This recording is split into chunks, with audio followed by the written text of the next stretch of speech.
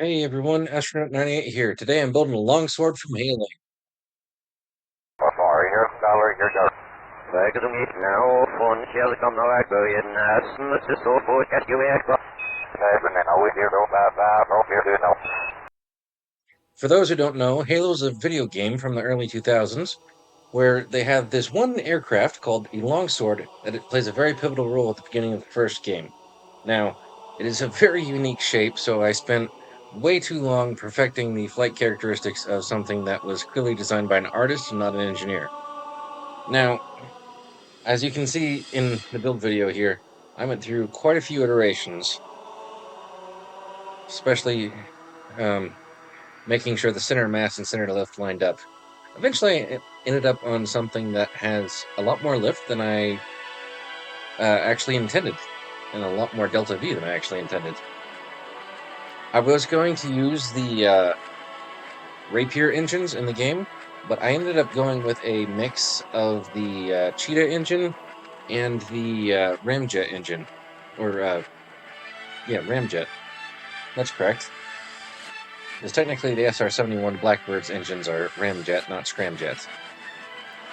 The Dark Star, however, would be a scramjet. Fun engineering fact for you. But yeah, I spent way too long tweaking this thing to make sure she flies pretty well.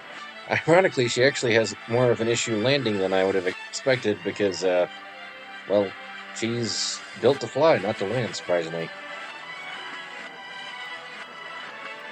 Yeah. So, fun update on my life. Turns out that girlfriend that I had was not actually a girlfriend, it was a scammer. So, well, that's life. Keep your eyes peeled for scams, fellas, because if I can get scammed, anyone can. But here we are. We got it flying ramjet mode. Now we're switching over to engine mode. You want to fly up to about 3,000 meters and then basically level yourself out and then accelerate as fast as possible. Don't worry about pitching up, she will do it for you.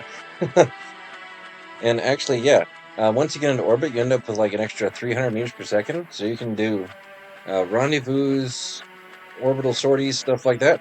I decided to do stop off at the gas station, pick up a little fuel, and fly around the mun. You know, just test the waters, see how much abuse this baby can take. So yes, I was mostly abusing the heat shielding, making sure it could survive a pretty hot reentry. She survives pretty hot reentries. But if you are enjoying this docking part of the mission, dock your fingers on that like, subscribe, and bell notification button. It really helps out the channel. I am shooting for 1,000 subscribers this year. I hope you can help me reach that goal. But here we go. Docking right to the space station to get some fuel to finish up the mission.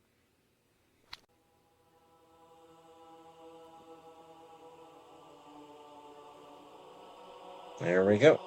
As you can see, I got a few different fictional spacecraft here and a few non-fictional spacecraft here. I got a Blockade Runner class spaceship, a Falcon 9 Crew Dragon, and I had a longsword attached.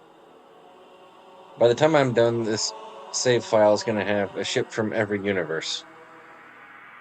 And here we go for our translator injection burn. 3, 2, 1, go! Beautiful. Speaking of a ship from every universe, when I first started this channel, I had a funny idea of making like a short little funny video where I basically have a bunch of universes get collapsed into the Kerbal universe. Basically, you have ships from, say, Halo, Star Wars, Star Trek,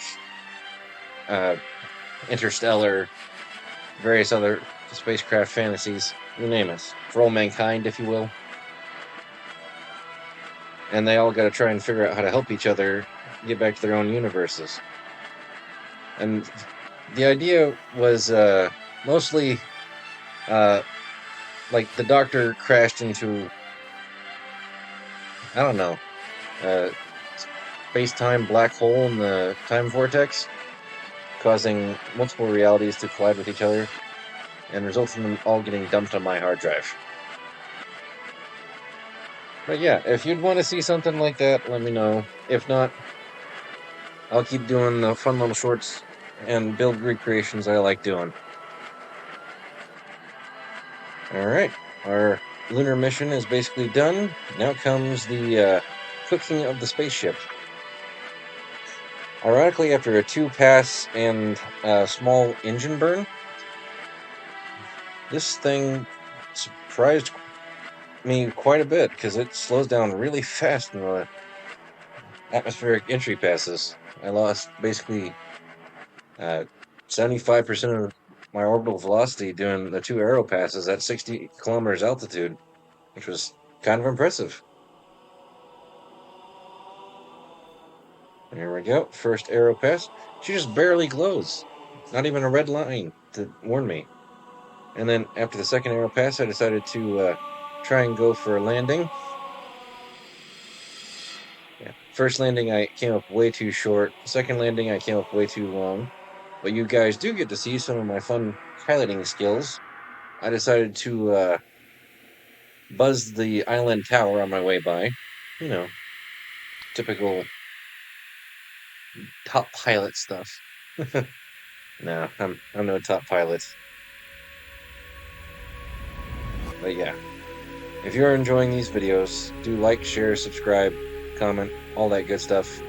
And most importantly, stay safe, stay sane, and have fun.